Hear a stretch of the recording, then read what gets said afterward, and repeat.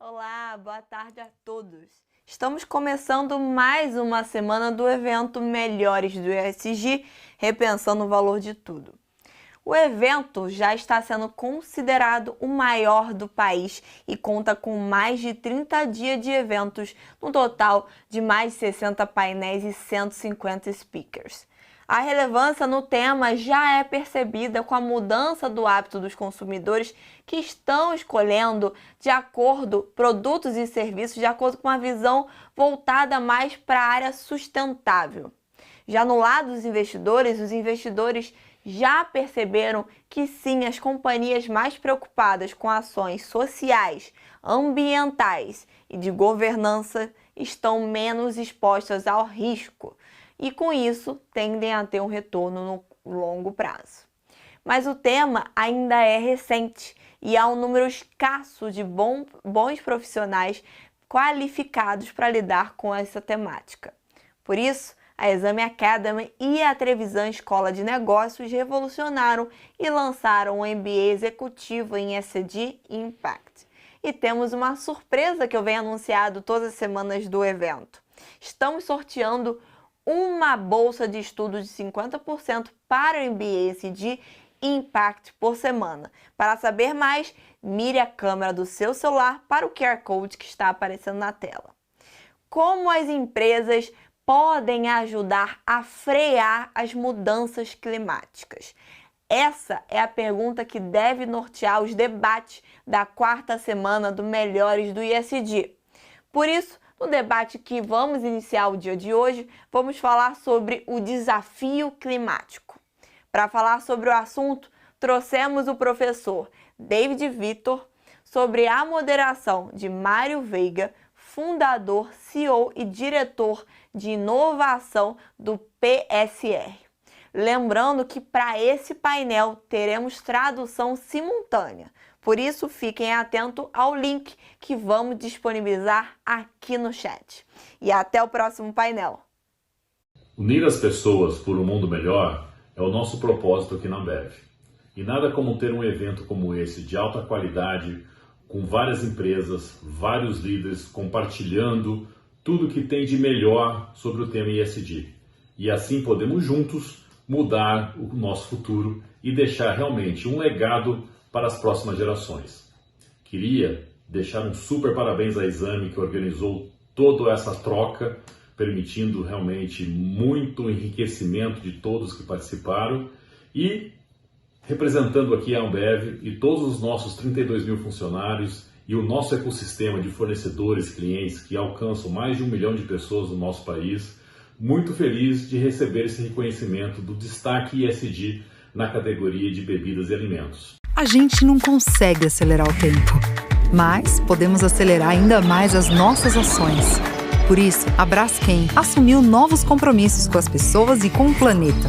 Entre eles, a eliminação de resíduos plásticos, o combate às mudanças climáticas e a promoção da inclusão e equidade em toda a nossa cadeia de valor. Vamos transformar o mundo num lugar mais sustentável para todos, deste tempo e dos próximos. Braskem, um futuro mais sustentável hoje.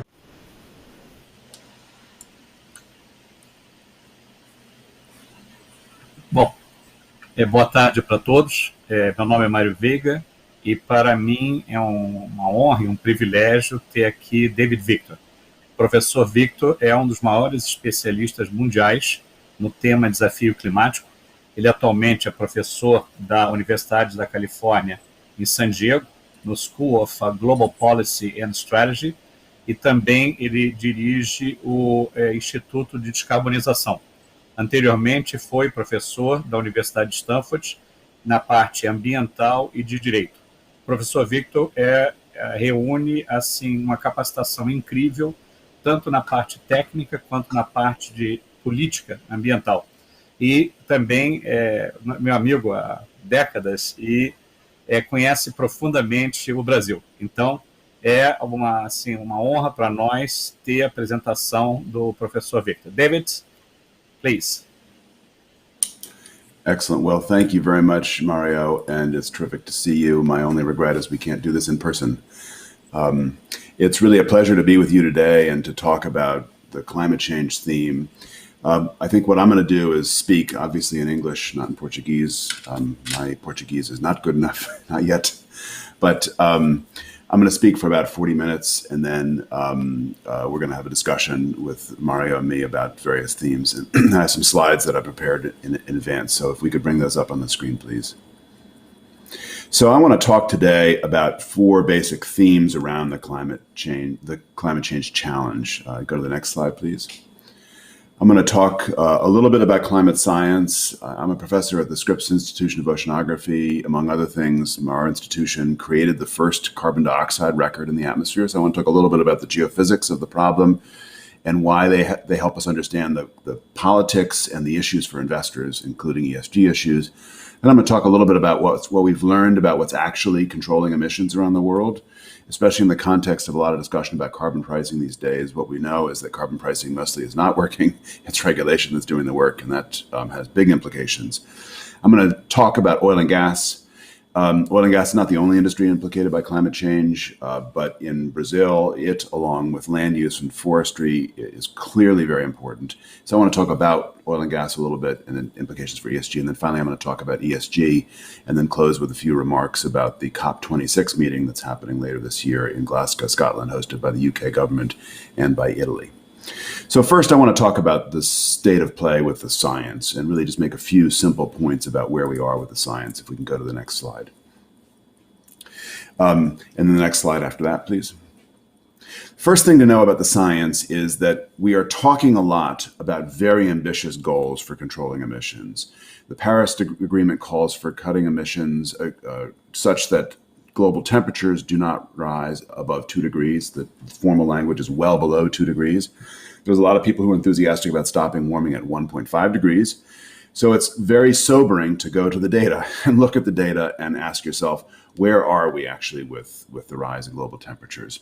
This chart comes from a paper a few years ago in Nature that went back and reanalyzed all those data and all the climate change models from a graduate student of mine, Yang Zhu, is the lead author on it. And what it shows in the red line, the jagged red line, is the historical temperature record. For context, today, global temperatures are about 1.2 degrees above pre-industrial levels. And one of the things we learned when we went back and reanalyzed the temperature record and the models is that temperatures are actually expected to accelerate. The increase in temperatures is expected to accelerate in the coming decades. Most of the studies that have been done by the IPCC at the time, which are shown in the black line, show for a linear increase in temperature, and that's worrisome enough. That's a big concern, the linear rise in temperatures. But if you look at all the underlying factors that cause an increase in global warming, the acceleration of the emissions of greenhouse gases, the fact that some of the natural cycles in the climate change system in the Pacific Ocean and the Atlantic Ocean are now becoming coupled plausibly. And also, because one of the ironies in climate change is that as we control some pollutants, warming actually accelerates. In particular, China has done an amazing job of controlling sulfate pollution associated with its power plants. Sulfate is a leading cause of local air pollution and respiratory disease. And so that's been a very important thing to do for local air quality. But by removing the precursors to sulfate pollution, we've actually made the planet a little less reflective, a little less bright, because sulfates seed clouds, and the clouds downwind of power plants that don't have these controls on them are actually brighter.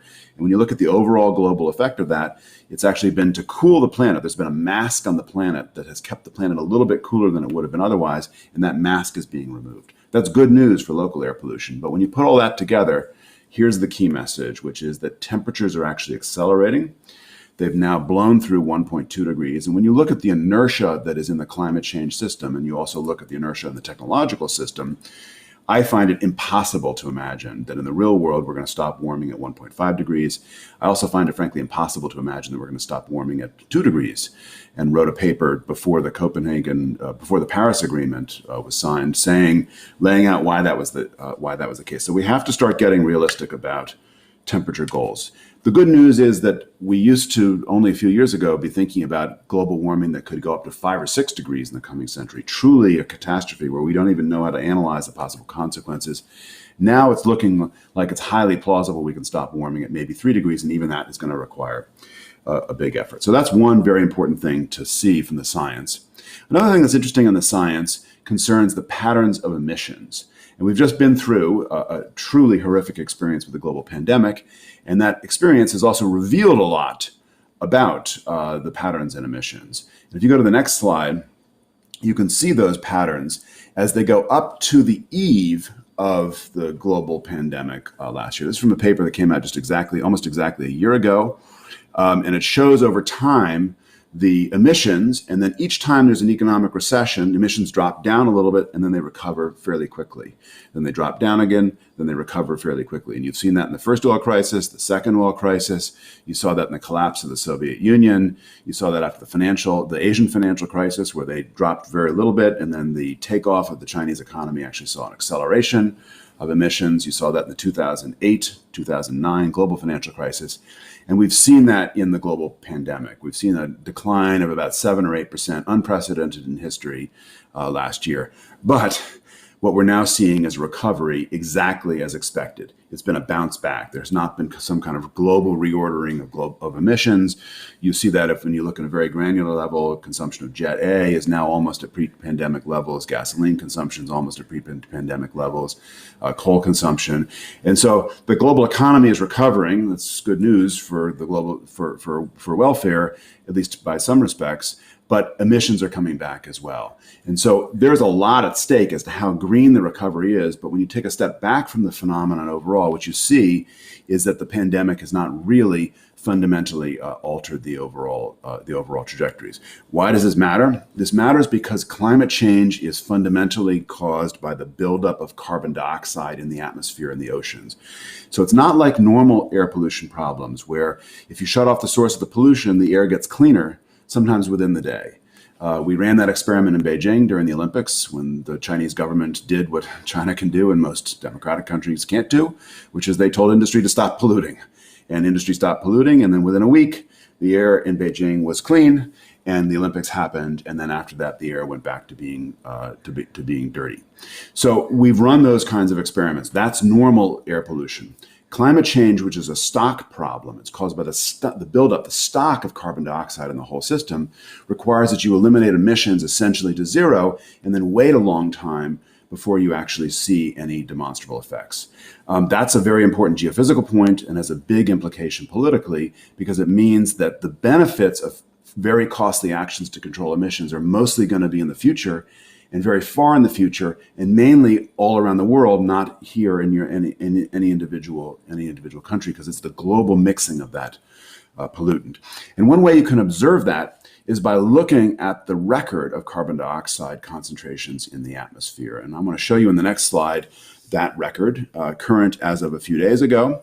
This is the monitoring program that I mentioned at the top, which we began at the Scripps Institution of Oceanography in 1957 with a monitoring station on top of Mauna Loa Observatory, a big volcano in Hawaii, that's measured in the free troposphere, measured carbon dioxide concentrations ever since then. And there's a sawtooth pattern up and down.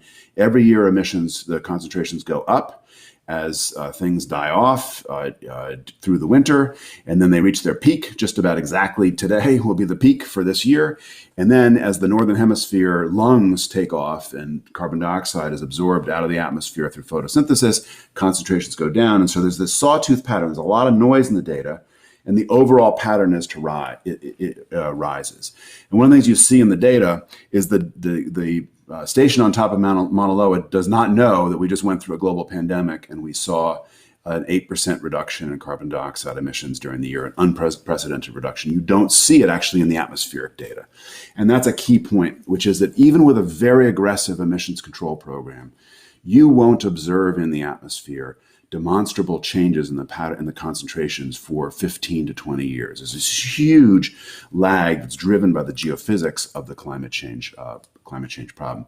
And that lag, along with the fact that we've spent the last 30 years talking about the climate change problem and not really doing very much about the climate change problem. We've gotten good at going to meetings, but not very good at actually reducing our emissions. Those two factors together explain the predicament that we're in today, which is that in theory, we could make radical reductions in emissions deep cuts in emissions and actually suck carbon dioxide out of the atmosphere and stop global warming at 1.5 degrees or 2 degrees, the kinds of temperature targets that are being talked about in diplomatic circles. But when you look at the practical realities, that's not going to happen. And one way to think about that is shown on the next slide, which is the next slide shows emissions of carbon dioxide over time from all industrial sources. That's the black jagged line. And then the colored lines show the reduction in emissions that would be needed to stop global warming at about 1.5 degrees.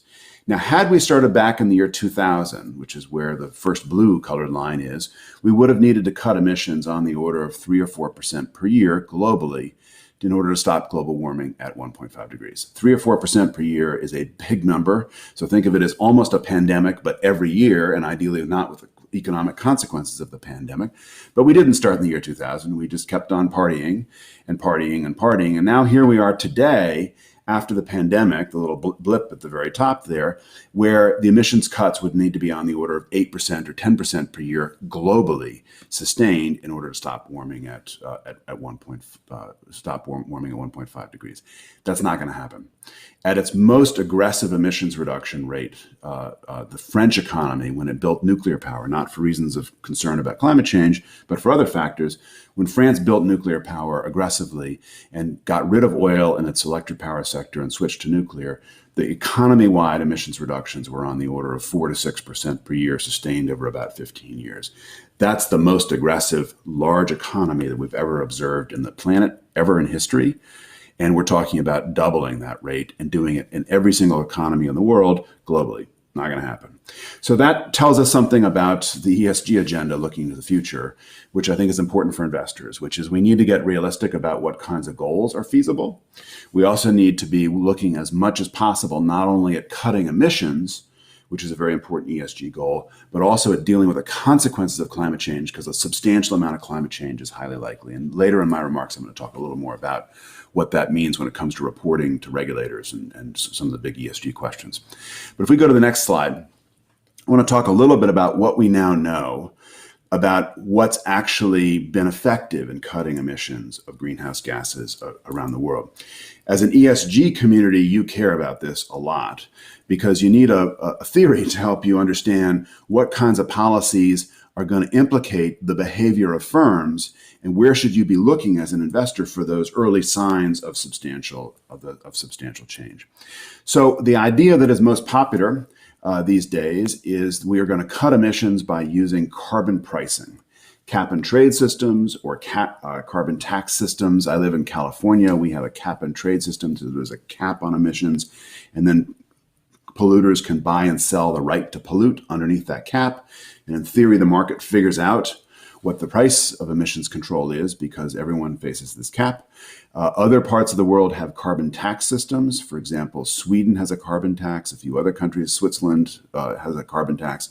And so this uses the price mechanism to directly impose a price on polluters. And then in theory, polluters see the cost of their emissions and then they internalize the consequences and they alter their behavior. The theory is beautiful. It is a theory I grew up on and was trained in. The real world has not been so convenient. So when you go to the real world and you say, what's been the experience with carbon pricing?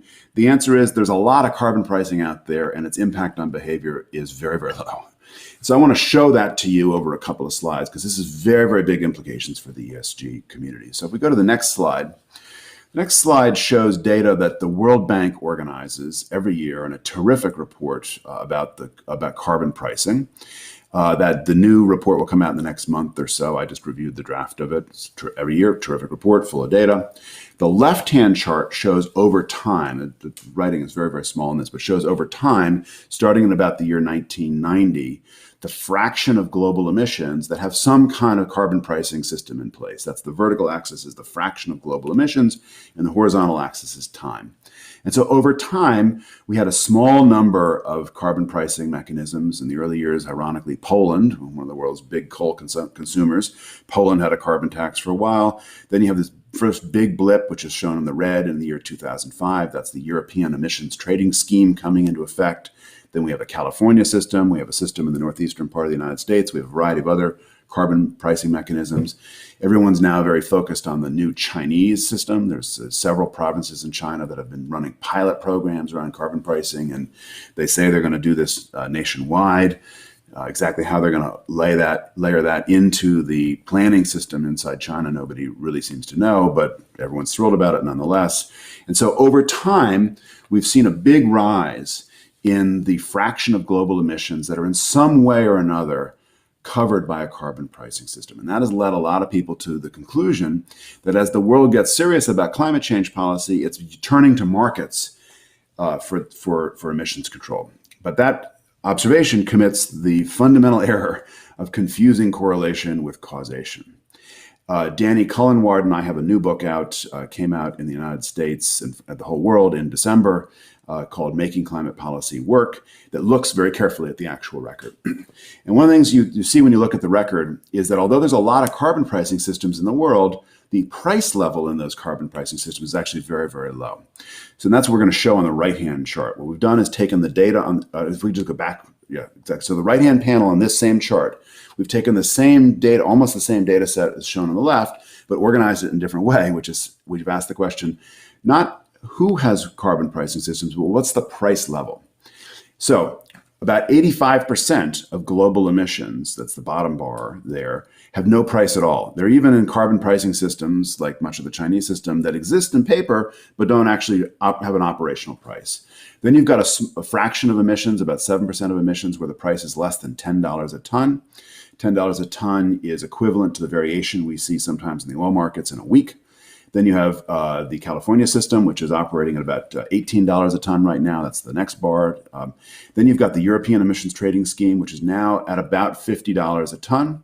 And then you've got a tiny fraction of global emissions, Sweden, Norway, Switzerland, a couple of other places, where prices are above $50 a ton, above what most economists think is what's called the social cost of carbon, the real societal cost of emitting carbon, 0.3%. So you have this tiny sliver in the world of emissions that are actually priced at a high enough level that would induce changes in the behavior of firms. And the rest of the systems aren't actually having any impact on reality. And what we explain in this new book is why that is. And that's not a fault. It's that political leaders understand that everything we love about carbon pricing, transparency, flexibility, fungibility across different sectors, is a disaster for them politically, because it requires them to lose control over who pays the costs and benefits of different policies. And in this area where the costs and benefits can be very, very large, political leaders want to keep control. This is very, very important for you in the ESG community, because it means that even though everyone's talking about carbon pricing as the mechanism for controlling emissions, which you see in the real world is almost all emissions control is being done not by carbon pricing, but by direct regulatory instruments, often in places where carbon pricing also exists layered on top, but the real work gets done by the regulatory instruments. One of the places you can observe that most clearly, because the data are now most transparent, is in California, where I live. If you go to the next slide, I'm just going to show you one picture from California to give you some sense of what the numbers look like. So the vertical axis in this chart is the price of carbon. So think of this as an indicator of the amount of effort being made using different kinds of policy instruments, which I'm going to show on the horizontal axis. On the left side is the California cap and trade system. That's our market system that has a cap on emissions, and then firms buy and sell the right to pollute under that cap. Prices are now trading at about $18 a ton. So the amount of effort being required by firms to comply with that system is not zero, but it's very, very small indeed. Next is the renewable portfolio standard, which is the way the United States requires the use of renewable electricity. It's done by state in the United States. That is now 6 to 7 times the cost of the cap and trade system. Next is what's called the low carbon fuel standard. That is the California system that regulates the carbon content of fuels, which is now trading actually close to $200 a ton. So now 10 to 20 times more expensive are the regulatory instruments that are being imposed in the transportation sector compared to the cap and trade system. And then there's a variety of other policies, the details of which don't matter, where the prices go up to $10,000 a ton. Here's the point, which is a lot is going on in California, and a lot is going on in almost every other place in the world that's doing a lot around climate policy and using market instruments. But it's not the market instrument that's doing the work. It's the other kinds of regulatory instruments. And in the ESG world, this matters because if you want to evaluate the exposure that a firm has to regulation, to what's called transition risk in the market language of today, if you want to evaluate that exposure, one must look at the regulatory instruments even more than the market instruments, even though it's much easier to look at the market instruments because the prices are much more transparent and they feel more market friendly than the regulatory instruments. But it's the regulatory instruments that are doing all the work. And in fact, because regulation is doing so much to control emissions in cap and trade systems, what the cap and trade system is doing is trading the residual. It trades what's left over after the regulation works. And that explains why prices are so low, because in effect, the residual that's left over bears no relationship to the actual marginal cost of emissions controls. So happy to talk more about that in Q&A. And there's a little thumbnail sketch in the lower right-hand corner of this, of that new book that Danny Cullen-Ward and I have that just came out. The one interesting exception of this, important in the ESG world, if you have European exposure, is the European Emissions Trading Scheme. And I'll show that in the next slide here, which shows prices over time for all the major markets. The California system shown in yellow, what's called the RGGI system, which is the northeastern United States system. There's a new Chinese system that I mentioned, the Korean system, a variety of others, and then the EU emissions trading scheme. And the EU emissions trading scheme, over most of its history, was just like California. It was a failure. Everyone talked about how great it was, including politicians in California talk about how great our cap and trade system is. But when you look behind the facade, it in fact was a complete failure. In the last few years, the prices have risen in the European emissions trading scheme, and that is because the central bankers have taken over. The central bankers have, in effect, created inside the ETS, as the emissions trading scheme is known, have created mechanisms that are similar to snakes and currency controls, where they control the flow of permits in and out of the system to manage prices and to manage prices such that they rise. So in effect, what they're doing is they're converting a trading scheme into a carbon tax kind of equivalent. And that's great if you're in Europe. But most of the rest of the world does not have the kinds of skills needed to manage a cap and trade system with that high degree of efficacy. And so you should expect most market mechanisms in most of the world to be a failure, a facade, as opposed to the actual mechanisms that do most of the work for controlling emissions. So what is working and what is having an impact on emissions, and what should you be looking for in the ESG community? So that's a big question. It does not have simple answers, but what I want to do is show you some intuition behind some of the things you should be looking for in the ESG community. And that intuition comes from the history of technology. In effect, what's going on right now as we grapple with the climate crisis is we are trying to create a series of revolutions that will create whole new industries, low carbon industries of the future. And companies that are not prepared for those revolutions will be crushed. In the famous phrase, Nathan Myhrvold's famous essay inside Microsoft, when Microsoft was grappling with the information technology revolution, the title of the essay was Roadkill on the Information Highway. Firms that are not ready for this will be roadkill on the decarbonization highway. And firms that are ready could do extremely well. It's very hard to predict who's going to win, who's going to lose. Most incumbents probably will lose because in every technological revolution, very few incumbents survive. We just don't know exactly which of them are going to die and which of them are going to survive. But we have some tools that help us observe the early stages of this. And some of these tools can be very helpful for you in the ESG community. And those tools come from the history of studying technological change. So let me give you a little intuition, starting with the next slide, of what we observe when we look in history at technological change. And this is from a study that a very close friend, Nebojsa Nakacenovic, did on the history of mobility, where he looked at the substitution of horses by automobiles on the American, I think this was the U.S. roadway system. So you have a common set of roads. Any of you who have ever spent time in Boston know it's exactly the same roads that horses used and cars used, and which helps explain why the cars fall apart in Boston so quickly. The road system has not been improved, and so you have the same infrastructure in effect, and you're replacing the vehicles, a one-for-one swap. And so horses go off the roads and onto menus and then out of existence as major sources of mobility, starting in the late 19th century, peaking at around 1900 to 1910, and then automobiles take off and replace them, such that the total number of vehicles, which is what's shown on the vertical axis here, the total number of vehicles actually keeps growing logarithmically, but the vehicles are just swapped out one for one. When you have a technological process like that, what you see is an S-shaped curve where the new technology comes into place and is immature. It's fighting for market share and it's developing new uses and new markets. In the early days of automobiles, there were actually three major classes of technologies that were competing with each other for the service of mobility. There were steam engines. Automobiles with steam engines. There were electric cars. The first heyday of the electric car was actually late 19th century, lead acid batteries. They worked very well. They were very quiet then, they're very quiet today. And there's the internal combustion engine. Nobody knew at the time which strategy was going to be successful. In fact, steam engines were thought for a long time to be the big winners. Think of them as the Tesla of the day. They were bought mainly by middle-aged guys who had a lot of extra money and spare time and wanted to go racing. They wanted performance. And for the best performance on the road, there was nothing better than steam engines. Very high pressure. The car went crazy for 20 or 30 miles and needed to be loaded up with more fuel and more water. The steam engine did have this inconvenient property that it would quite often blow up and kill everybody on board. So that didn't work out so well for those users. There was a Darwinian sifting out of the steam engine advocates. Electric vehicles were thought to be very, very successful. And they worked, but they were slow and they were not seen as manly, actually.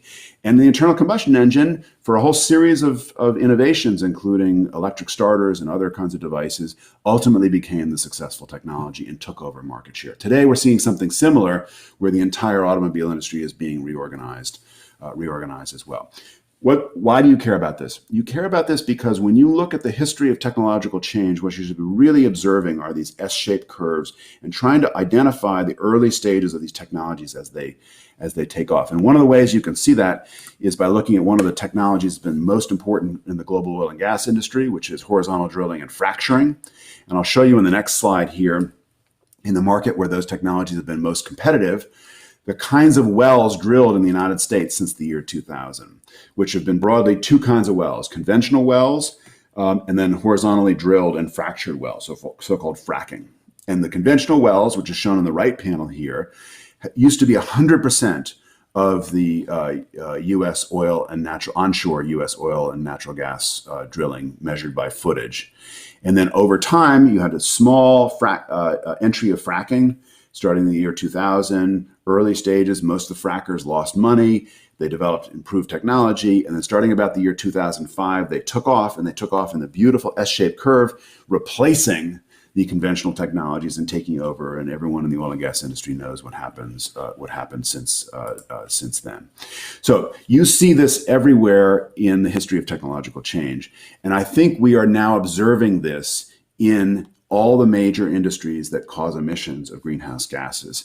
There's a big study that came out just about a year and a half ago, released at the last big climate change conference of the parties, which I'm going to show you one chart from in the next slide here, that locates all the different technologies on an S-shaped curve.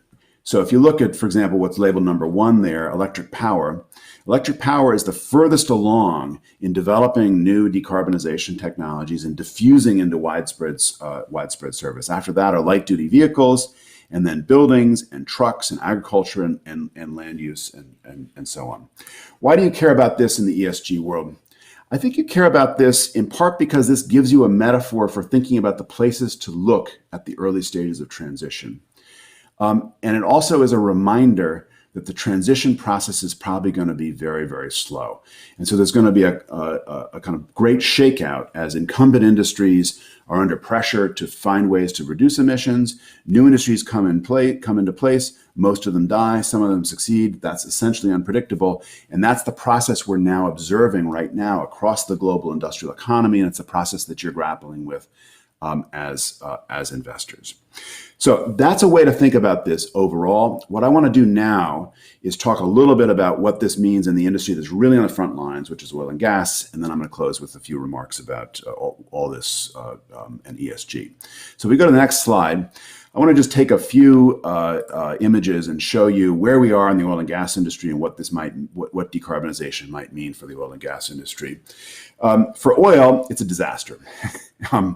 It's good for the climate, I think, but it suggests that there's going to be a radical reduction in oil consumption. Nobody really knows how much.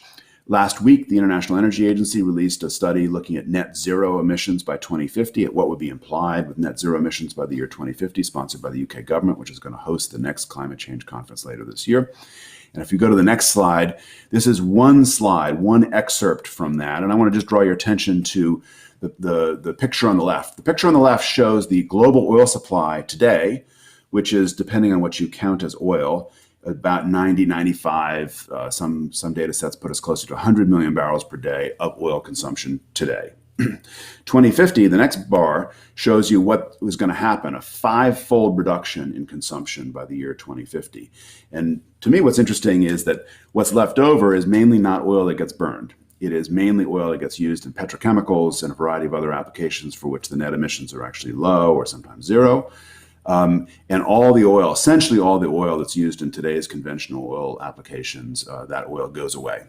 The other thing that happens, which is shown by the little green dots, is that the share of OPEC rises from 1/3 of the global market today to over 50% of the global market in 2050. And the intuition behind that is that as oil demand collapses, there's going to be a big shift in the direction of producers that have low lifting costs.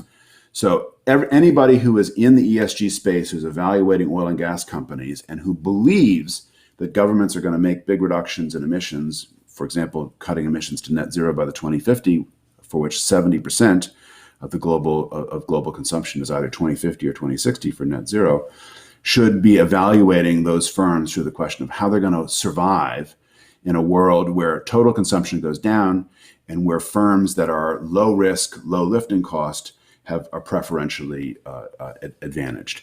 Now, there's a lot of ifs in that statement, but that's the world that we're in right now. For a long time, it was thought the gas was going to be relatively immune from all these kinds of pressures because natural gas is so valuable, it's so clean, it's so flexible as a gaseous fuel. And if you go to the next slide, that assumption has been reflected in the history of forecasting about natural gas. The black line shows over time actual gas demand globally since the year 1965. The vertical axis is in billion cubic meters, BCM per year.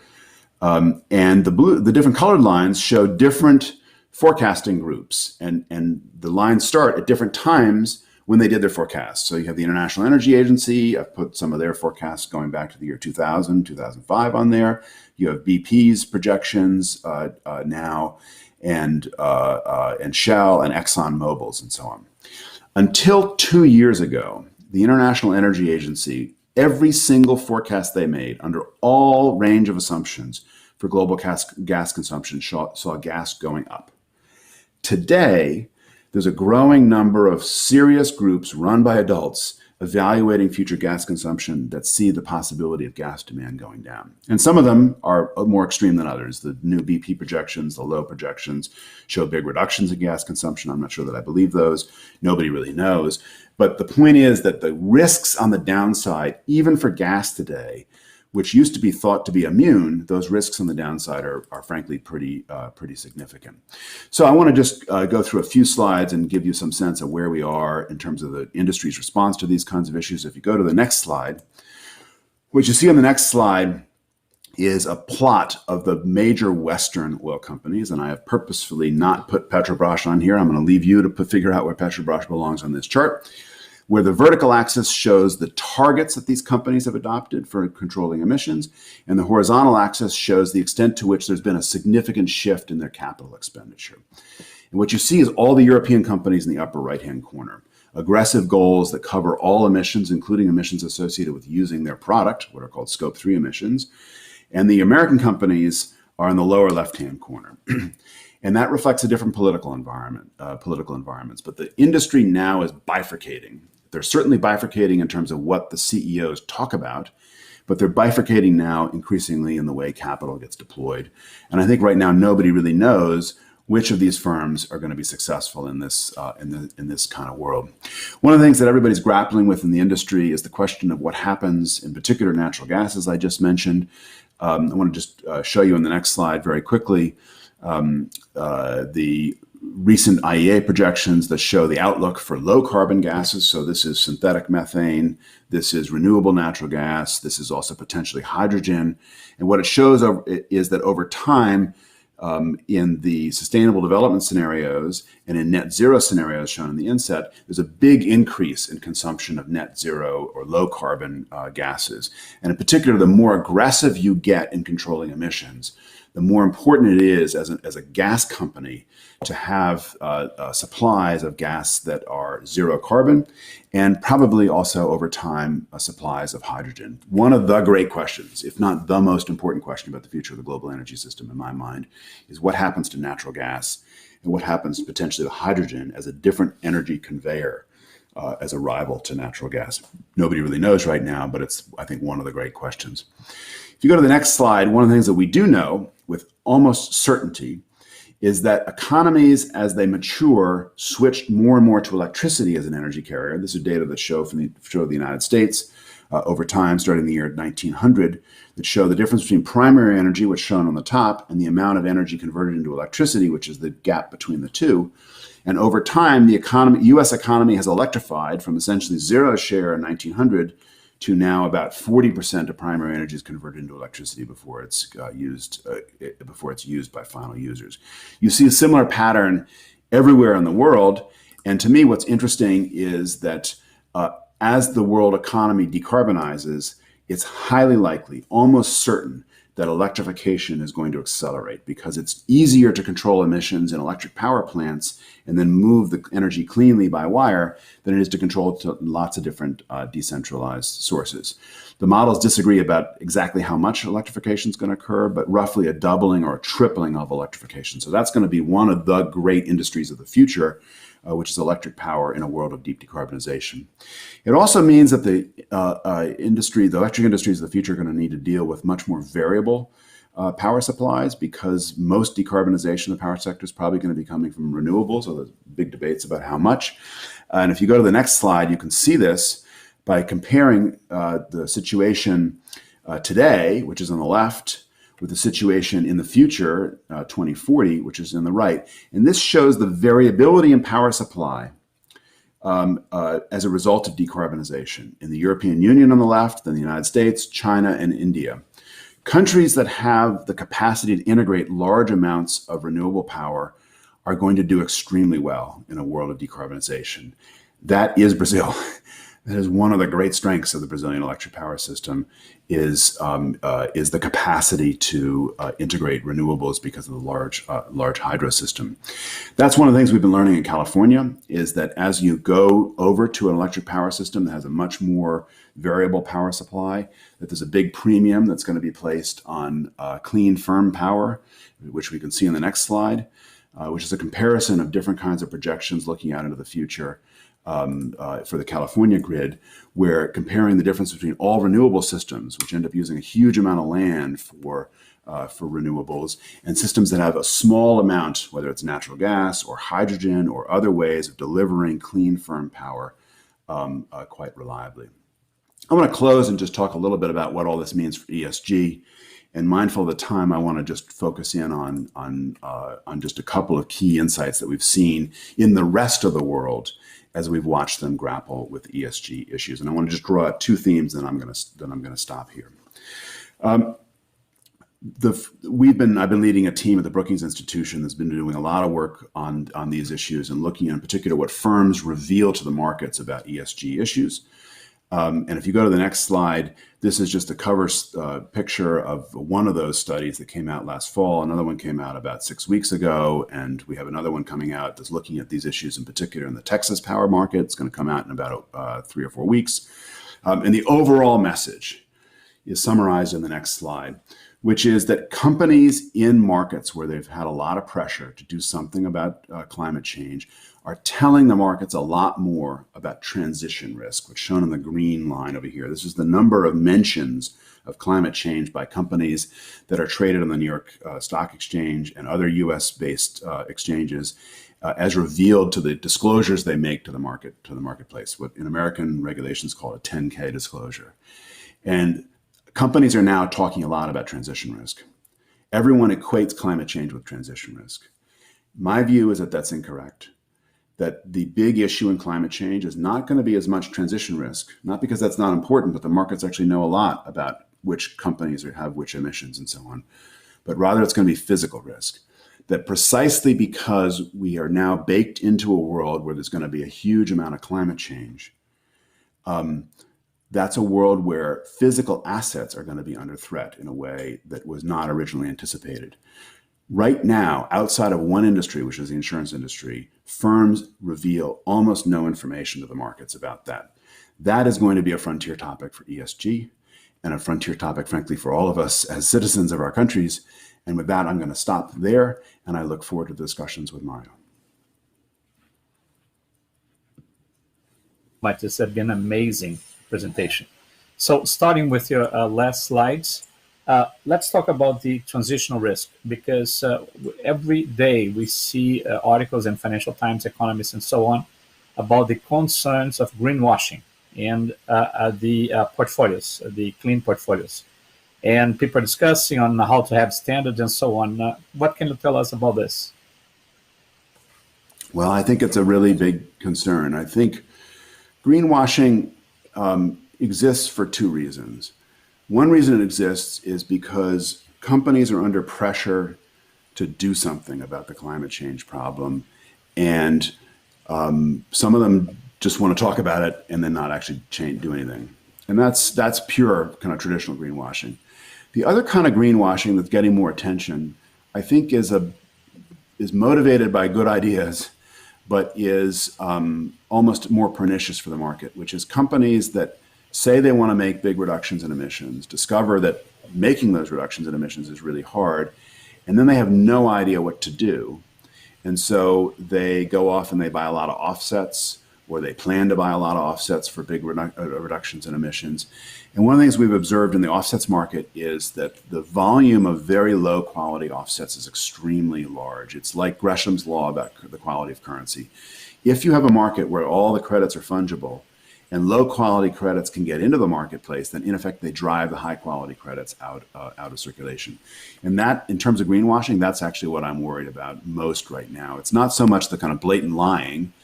Many companies do that. Many governments do that. They get called out by the press. It's one of the reasons why free press is so important. It's the pretending to do something about the problem by moving all of these financial instruments around and not actually making reductions in emissions. Perfect. And now coming to the physical risk, which you mentioned. If I understand, for example, I have a factory. This factory depends on water supply, and I don't take into account that with climate change, the water will become scarce. Is this the kind of problem that people should be more and more aware? Yes, I think that's right. But let me draw it out a little bit further, because the simple exposure is you've got a factory and it's exposed to some kind of climate-related peril, whether it's the supply of water or it's on a coastal area where sea level is going to be rising and so on. And so there's some impact on the asset. That I think we understand, although the tools for doing the detailed analysis are still catching up to the exposure. The other exposure that equities have, that traded companies have, is their entire supply chains. That to me is what's most interesting. Think, for example, in 2011, a set of floods in Thailand that then disrupted the entire global supply network for computer chips and a variety of other things. The floods plausibly are going to become more probable with climate change and all around the world. And it's not just going to be floods, but it's going to be other things. And it's those kinds of supply chain risks that I think are going to be rising. The other thing I'll mention very quickly is the physical assets that are exposed are not only those of equities, of traded companies, but they're also governments. And that's what we've learned looking at the United States market closely. I can't speak to the Brazilian market. But what we've learned in the US is that it's the municipalities that raise money on the debt markets that are most exposed to the physical impacts of climate change because they're physically bolted to the ground. You know, someplace in Texas gets really hot and nobody wants to live there anymore and they leave, all of which we can observe now happening. Or there's an extreme storm, or in my state, a wildfire, and then a town is literally obliterated. Everybody leaves. The debt instruments that were raised for that infrastructure, and 3/4 of American infrastructure is actually paid for at the state and local level. The debt instruments that are used for that then become vulnerable because they can't be repaid. I think that's going to be the big issue, and it's going to relate to sovereign debt, and it's going to relate to municipal debts all around the world. And you mentioned the complexity of supply chains. I completely agree with you. And then this brings us to the problem of planning. For example, let's look at Texas. Okay, even if I had a generator, and I had winterized my generator, it would be useless because the gas pipelines were not winterized. So the only way you could do this is look at the whole supply system. But then, people in the U.S. think that anything related to planning is Soviet plus plan. So how can you handle this issue? Well, I mean, we can start telling people a little more about what government does for them. So, I mean, I don't want to come across as a, Gosplan statist Soviet, but government does good things for people. And the quality of government is really important. That, I think, is the big message here.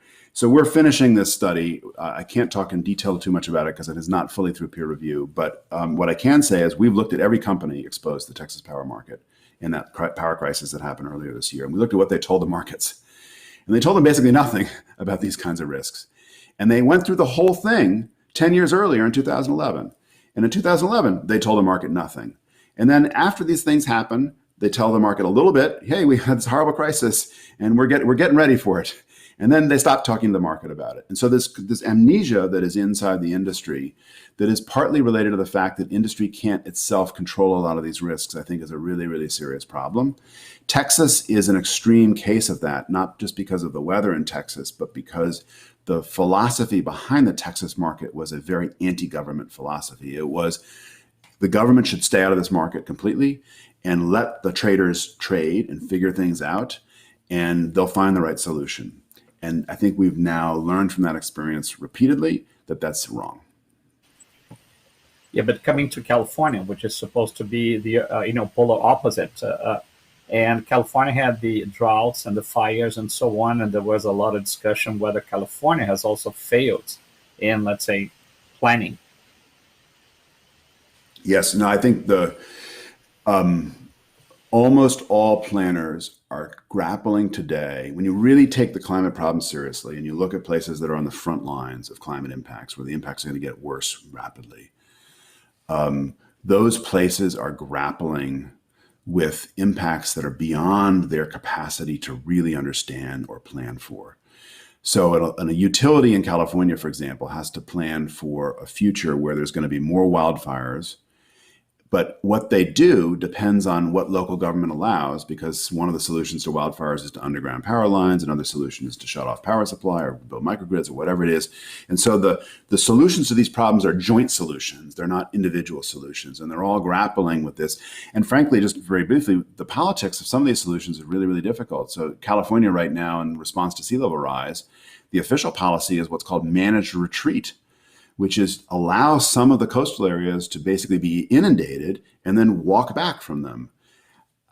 People with valuable beachfront property are not going to just say, okay, the scientists told me it's managed retreat's the right thing, and so let's get a tent and move inland, kids. That's not going to happen. And so the politics of that, I think, are going to be very, very nasty and difficult, and we've barely begun to grapple with them. No, perfect. Now coming a little bit to technologies, you mentioned technologies which are mature. And when we look at all the net zero plans, especially from the oil companies, something that is kind of miraculous, okay, I have this huge gap, then carbon capture and storage is going to come and save the day. So everybody, mentions CCS. And when we do the analysis, do the calculations, it looks like an old cartoon in which the guy is writing equations and then here a miracle occurs and then it goes. What's your view on CCS? My view is exactly one of my favorite cartoons is that cartoon. I think it's a Far Side cartoon where the miracle occurs. I teach my students when they're building models of decarbonization. I teach the students to always look for the magician with the magic hat and look for the rabbit, because every single one of these models, there's always a magic hat someplace where if the model can't solve, it goes to the magic hat and pulls a rabbit out. And so for a lot of companies, the way they get to zero is CCS. Other companies, they get to zero by offsets. Other companies, they get there with something else. I believe that CCS is going to be a pivotally important technology, in part because of its role in natural gas, and actually probably centrally because of its role in natural gas and some of the hard-to-abate industrial sectors, cement, possibly steel, so on. So I'm totally convinced that it's going to be very important. But I'm also totally convinced that there's a disconnect right now between what our abstract models show as the volume of CCS that's needed, and then what in the real world, where you have companies where capital is expensive and risky, the real world where they're going to be deploying those kinds of CCS projects, which is going to move much more slowly. Okay. And can you talk a little bit about methane? There has been a lot of news about methane being low-hanging fruit, and also would be damning for gas because it's apparently leaking like crazy. Yeah, so it's an important topic. If the gas industry doesn't get the methane problem under control, they're dead. And or whatever the technical term for dead is, it's a problem for that industry.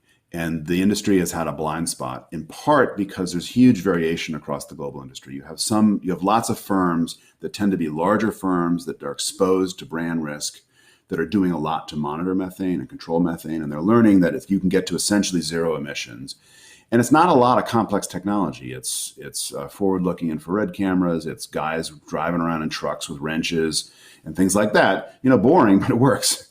And there's some advanced technology as well that helps you get to zero. But the problem in the global industry is the industry is highly varied. And so you have lots of wildcatters, and you have smaller firms, and you have state-owned firms, and on and on and on. And so the global picture is a huge variation in the methane emissions. But the leading firms all have an interest in the whole industry following, because if they don't, the license to operate, I think, for the global gas industry in the places where it's under the most public pressure, that license to operate is in risk. Okay. Last question. About 10 years ago, we're discussing, and you told me that we really have to be realistic about the adaptation. And one topic that always comes up is geoengineering. Okay. Can you talk about it? Yeah, I think we need to be realistic about adaptation and response to climate change, because it's going to happen. As I've said, I don't remember saying that 10 years ago, but I'm happy I said it because it's right.